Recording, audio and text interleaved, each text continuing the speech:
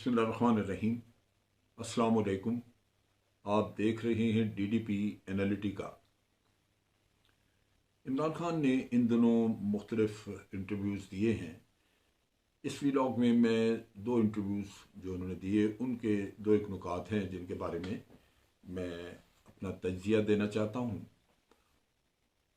एक इंटरव्यू तो उन्होंने मेयर बुखारी जो हमारी बड़ी मायनाज एंकर हैं हम न्यूज़ पे, उनको दिया, और एक इंटरव्यू उन्होंने एक टेलीविज़न चैनल पे बातचीत करते हुए कुछ बातें कही।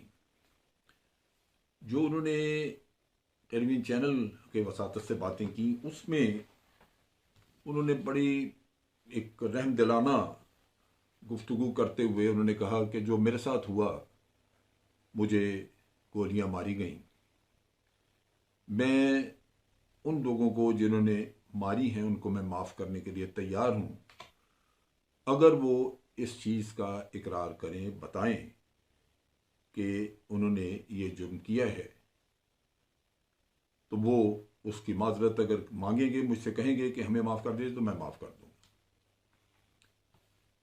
ये एक इंतहाई मैं समझता हूँ कि इंसान दोस्त शख्स, रहमदिल आदमी वो कर सकता है, वरना इंसान के अपने अंदर एक जज्बा मौजूद है बदला लेने का, एक जबिल्लत है। और कुरान करीम में भी अल्लाह ताला कहते हैं कि माफ़ कर देना बहुत बड़ी बात, लेकिन ये काम बहुत हिम्मत का है। यानी हिम्मत से मुराद ये कि ये आसान नहीं होता कि आप के साथ कोई ज्यादती करे और फिर आप उसको माफ़ कर दें। बासूरत इमरान खान ने कहा, और भी बातचीत हुई इसमें, अरशद शरीफ के कत्ल की बात हुई, दूसरे लोगों को, पार्टी के लोगों को जो नंगा करके मारा पीटा गया उसकी बातचीत हुई। उन्होंने ये शिकवा किया कि यहाँ हुआ सारा कुछ, और फिर रजीम चेंज के मामले में भी बात हुई। जहाँ तक ताल्लुक है आज़म सवाती हों या शहबाज गिल हों, हर इंडिविजुअल अपने तौर पे अपने खिलाफ हुए जुर्म को माफ़ करने का हक रखता है। वो करना चाहे तो कर दे, ना करे तो उसका हक है, उसका राइट है कि वो इंसाफ मांगे, क्योंकि ये इतनी बड़ी वायलेशन हुई है ह्यूमन राइट्स की कि इसके ऊपर कोई इतना आसान नहीं है किसी को माफ़ कर देना। लोगों की तजलील हुई है। अरशद शरीफ का केस बिल्कुल मुख्तलिफ है। सुनने में आया कि बाज़ लोगों ने कहा है कि हम किसास ले देते हैं। ये चीज़ें जो हैं, ये जो माँ का दुख है उसके लिए उसका मदावा नहीं कर सकती, उसका ज़ख्म नहीं भर सकती।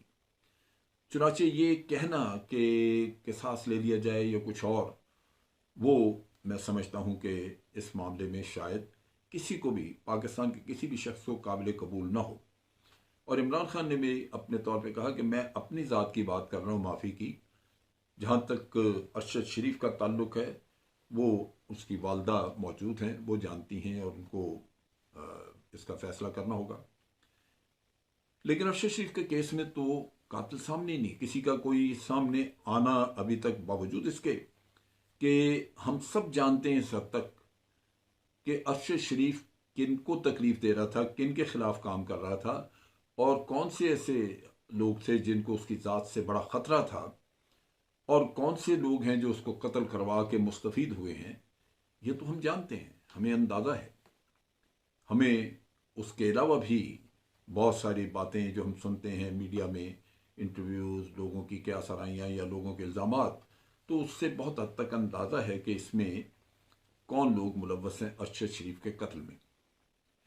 लेकिन अरशद शरीफ के कत्ल में मैं समझता हूँ कि उनकी वालदा का अपना मकाम है, वो उनका बेटा था, वो हर तरह का हक रखती हैं।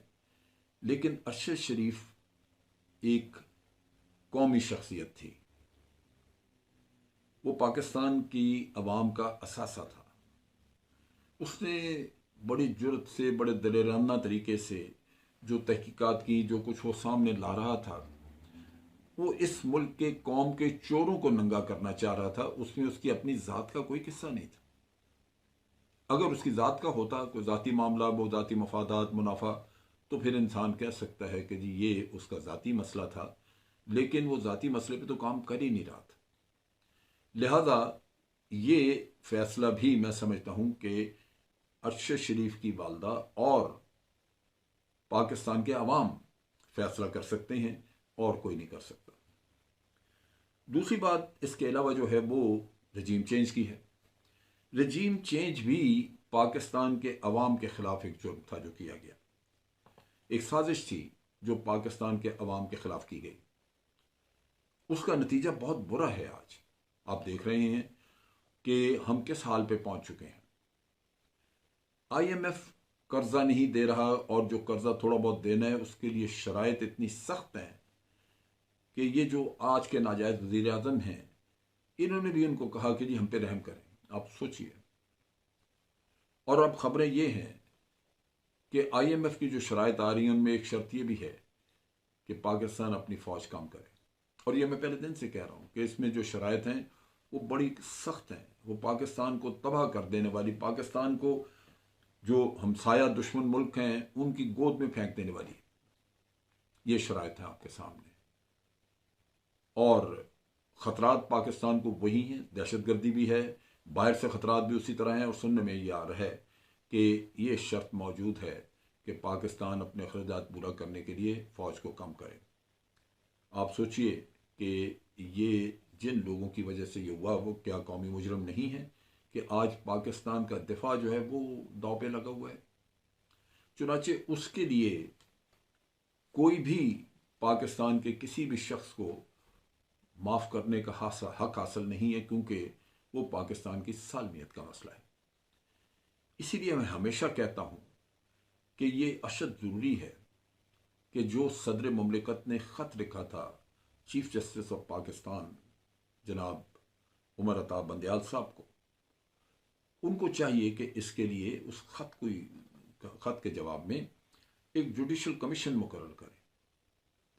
जुडिशल कमीशन इंतहाई ज़रूरी है इसलिए कि इन कौमी मुजरमों को, जिन्होंने इस मुल्क को बर्बाद करने का बीड़ा उठाया था, जो ये काम करते रहे, उनके जहन में क्या था। क्योंकि ये चीज़ जानने की बड़ी ज़रूरत है कि आया ये रजीम चेंज सिर्फ एक हुकूमत बदलने का किस्सा था या पाकिस्तान को उस नहज पे पहुंचाने का किस्सा था जहां हमारे दुश्मनों के अज़ाइम, भारत के, अमेरिका के अज़ाइम इस खत्ते के लिए वो पूरे हों कि एक तबाह हाल मुल्क, और उसमें फिर बाहर की कुव्वतें, जिस तरह के जापान फतह हुआ, आपने देखा सेकेंड वर्ल्ड वॉर में तबाह हो गया, जर्मनी तबाह हो, तो उनको शराइत आज माननी पड़ी हर किसी की।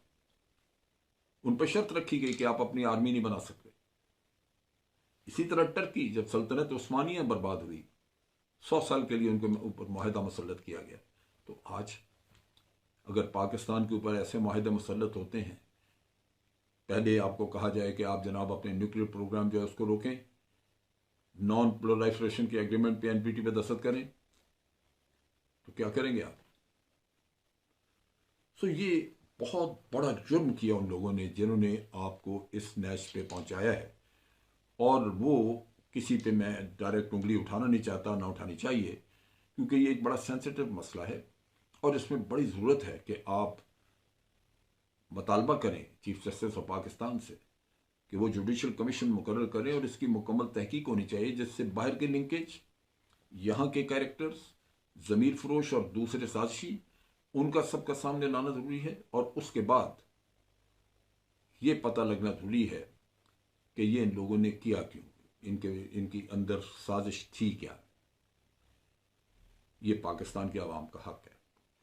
चुनाचे इमरान खान को अपने छोटे मोटे मुतालबात की बजाय इस मुतालबे पे तवज्जो देनी चाहिए, क्योंकि मुल्क को जिस हाल पे पहुंचा दिया गया है, मेरा नहीं ख्याल कि ये आसानी से ठीक हो सकेगा। हुकूमत बदल भी जाए तो ठीक नहीं होगा, क्योंकि आज भी ये लोग छोड़ने को तैयार नहीं, इलेक्शन कराने को तैयार नहीं। यूँ लगता है कि जैसे इनको एक मिशन दिया गया कि आपने पाकिस्तान को मुकम्मल बर्बाद करना है ताकि कोई इसको आने वाला ठीक ना कर सके। तभी ये लगे हुए हैं सर जोड़ के सारे, एक भी इनमें से मुखलिस आदमी नहीं है।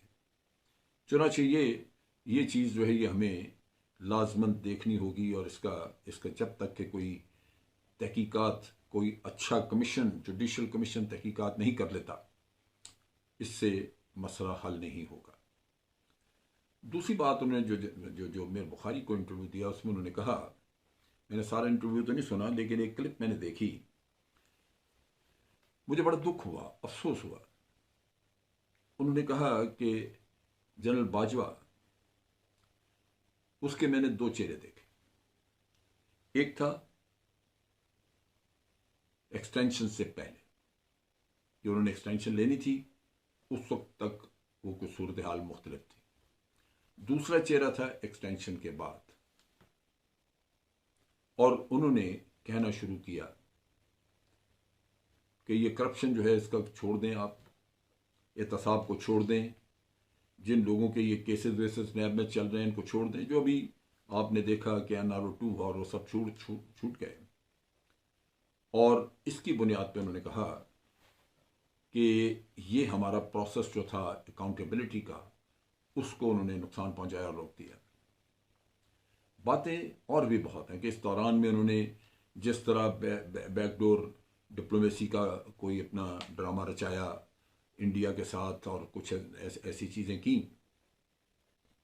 वो एक अलग किस्सा है जिस पे मज़ीद बातचीत होगी। लेकिन ये कि करप्शन का सिलसिला ख़त्म करना, जानते हुए कि PTI जो हुकूमत में मौजूद है उसका पहला नुक्ता, पहला पॉइंट रूल ऑफ लॉ और अकाउंटेबिलिटी है, आपने उसका नुकसान उसको पहुंचाया। और ये जो टेन्योर था बाद का, एक्सटेंशन के बाद का, ये इस लिहाज से पाकिस्तान के लिए बड़ा तबाहकुन साबित हुआ।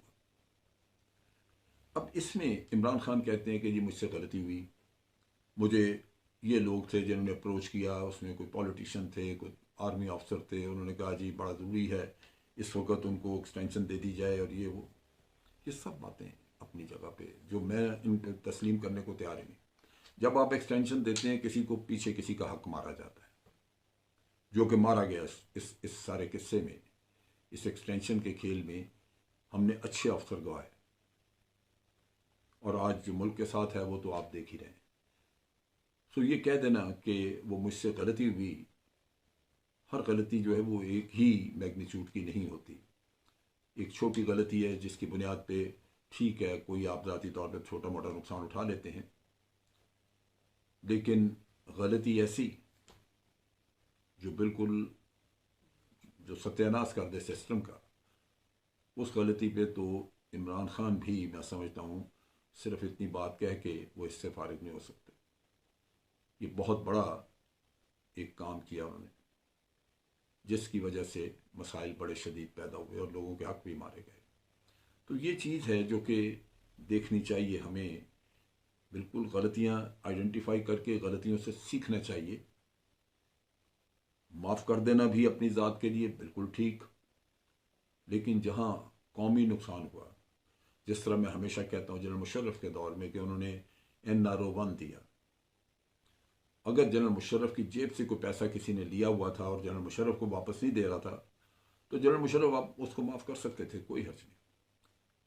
लेकिन कौम का लूटा हुआ पैसा माफ़ करने का ना इमरान खान को इख्तियार है, ना जनरल बाजवा को था, ना अब जो लोग हैं उनको है, और ना ही जनरल मुशर्रफ को या किसी और को था। ये पैसा जिस किसी ने भी माफ़ किया वो अगर खुद अदा कर दे तो बिल्कुल ठीक है, वो माफ़ कर सकता है। लेकिन अगर खुद भी अदा ना करे और कहे जी मैंने माफ़ कर दिया कौम का पैसा, तो ये काबिल कबूल चीज़ें नहीं हैं। बारसूरत जैसे जैसे दिन गुजर रहे हैं, मुख्तलिफ़ चीज़ें सामने आ रही हैं, मुख्तलिफ़ बातें खुल रही हैं, और जो किरदार थे इस सारे ड्रामे के, आहिस्ता आहिस्ता उनके चेहरे नुमायाँ हो रहे हैं, उनके अपने करतूत जो हैं वो सामने आ रहे हैं। और मुझे यकीन तो है कि बिलाखिर कौम को सब हक़ाइक़ पता भी चलेंगे, और इन सब हक़ाइक़ में सबसे इम्पॉर्टेंट चीज़ अच्छे शरीफ के कातिल भी सामने आएंगे। ये बहुत ज़रूरी है। अब तक के लिए इतना ही। अफ़वाज पाकिस्तान जिंदाबाद, पाकिस्तान पाइंदाबाद।